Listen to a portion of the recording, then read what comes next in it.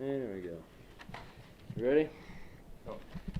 I'm Matt. This is RJ. We're from KTIV, the local station. The first question I want to ask you on school choice. Obviously, Iowa just enacted school choice recently.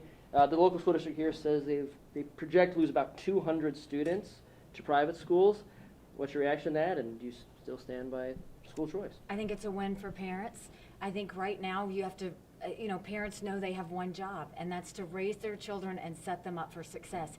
Every child's not the same. They don't need the same environment necessarily. And so parents need to know that they can send their kids to a school where they're going to flourish. Sometimes that's a public school, sometimes that's a private school, sometimes it's a religious or a charter school, sometimes it's homeschooling. But whatever it is, as long as the parents decide, that's a win. Caucus is now next month, which is crazy to think about. I know, I don't know how that happened so fast. What's the, if you want to call it this, last-minute pitch to any undecided voters that are still left? Well, look, I think it's time that government starts working for the people instead of the people working for government. And what we've said is you look at our economy, you look at the lack of transparency in education, you see an open border, you see crime on the streets, and you see the fact that the world is on fire. We really need to focus and figure out how we're going to get this right. I have been a two-term governor who took a double-digit unemployment state and turned it into an economic powerhouse. I was an ambassador. I dealt with Russia, China, Iran every day that I was there. We need a leader who's going to right the ship. We can't have the negativity and the chaos. We've got to go with a new generational leader, and that's what I'm going to bring to the country. You mentioned foreign policy. Obviously, that's been a sort of a key plank of your campaign. We were wondering earlier, do you think Iowa voters are tuned into foreign policy? Do you think that's a factor, or is, sometimes domestic issues is sometimes the only thing on their mind? We've done dozens of town halls around the state, and before October 7th, they actually were very concerned about China. They understood that China was an issue. And then after October 7th, they're very concerned about what's happening with Israel. It's hard to see a war in Europe and a war in the Middle East and not feel impacted. It's hard to see an open border where people are coming through knowing, we can't keep acting like it's September 10th. We better remember what September 12th felt like, because it only takes one person. So I do think that they're in tune with foreign policy.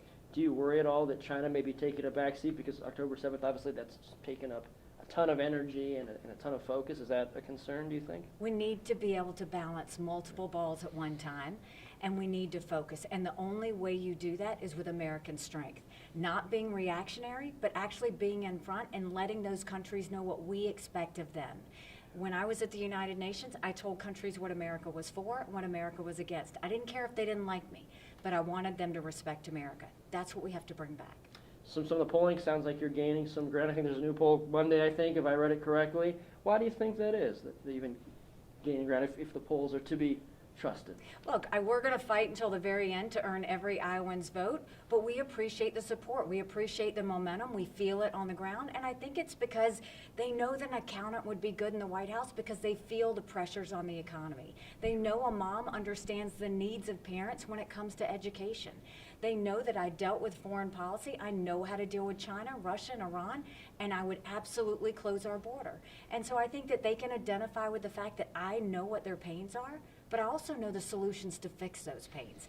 I know what government bureaucracy is, and I know how to cut through it. I think they've seen that from me, and I think we're going to continue to prove that to them. When I was watching the most recent debate, it sounds like you had some incoming fire, people focusing on you. Do you think it's right to focus on you, or should folks perhaps be focusing more on former President Trump, who's still at the top of the polls? Look, we're surging, and when you're surging, your opponents are going to shoot fire at you, and I appreciate that because that means we're doing something right, and so it's fine. But look, I think, when it comes to President Trump as well, I think he's going to have to get on a debate stage here in Iowa because you're fighting for Iowans' votes. I think he's got to sit there and do the groundwork. We're all doing the groundwork. We're really putting in the time and the energy to do this because we think, and I know more than anything, we have a country to save.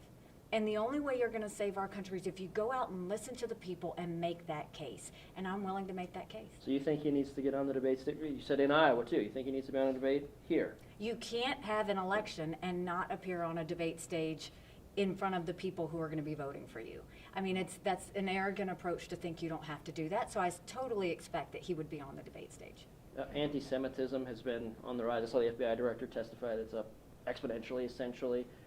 Where does the president come in on that, in rooting that out or stopping it, or where do you think they fall? I think, one, the tone at the top matters.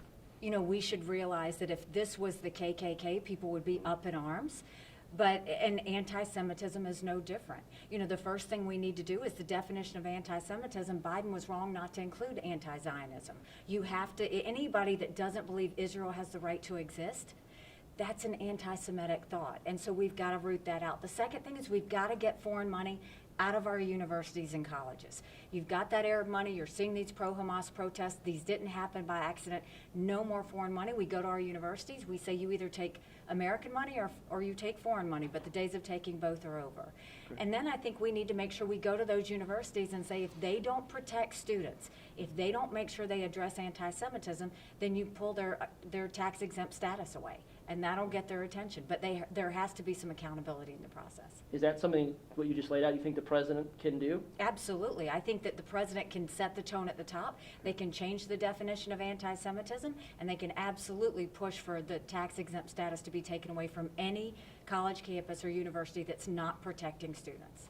And where do you draw the line between free expression and supporting ideas that you want, that's sort of a bedrock principle in the U.S. too. Is there any balance there in your mind? We fight for freedom of speech. I mean, that's a bedrock. We have to always do it. But we fight for freedom of speech of Americans. We don't fight for freedom of speech of Russia or Hamas, which is something that we always need to get out, which is why the money out of the universities is going to matter.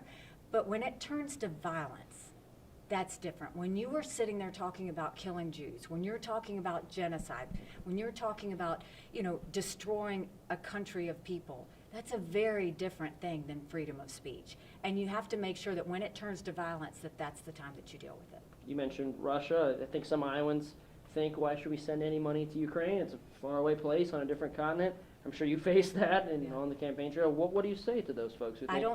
I don't think we should send money to Ukraine. Okay. I don't think we should put troops on the ground, but I think we should give them the equipment and ammunition to win.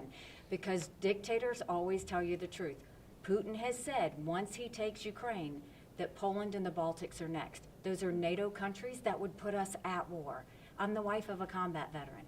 The last thing we want is to go to war. This is about preventing war.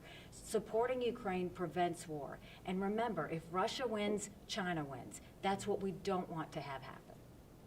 RJ, any questions? You hit what I was going to ask, so.